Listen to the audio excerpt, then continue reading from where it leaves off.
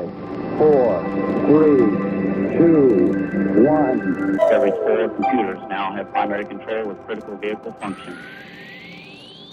Hello and welcome. We are going to take a look at installing tuners on the Stratocaster neck. First thing you want to do is flip it over and just put the 6 tuners in the tuning holes there. Don't drill them, don't put the washers in. We're just going to hold them down with some tape. I find this is a nice little trick to get them to kind of stay in. But we want to do the lining up as we flip it over. And then we put on the washers there.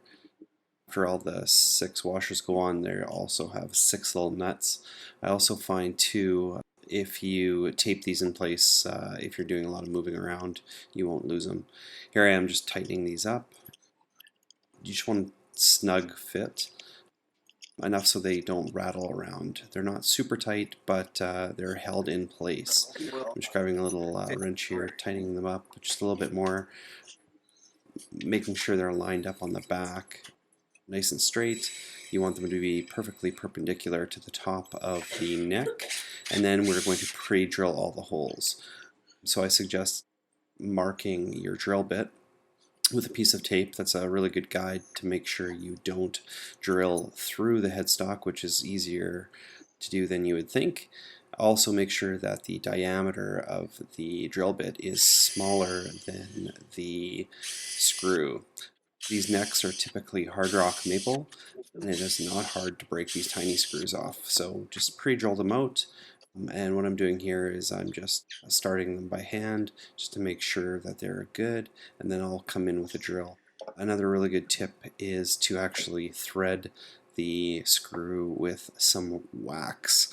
That is really helpful, as you will definitely feel it going in much easier, as well as you will be much less likely to break off the screw head. If you're not super confident in using the drill, I would say just avoid it. These are usually Phillips head screws, which are really easy to strip, and even easier to strip with an impact gun like I was using here. Another thing you want to consider is not to scratch the finish of the guitar. So you can see here I'm using a carpet just to make sure I'm not working on the hard surface.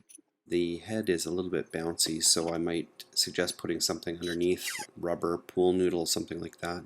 You can see me removing the stickers that protect the back of the finish on these tuners. After that, I just flip it over, and that is the complete process.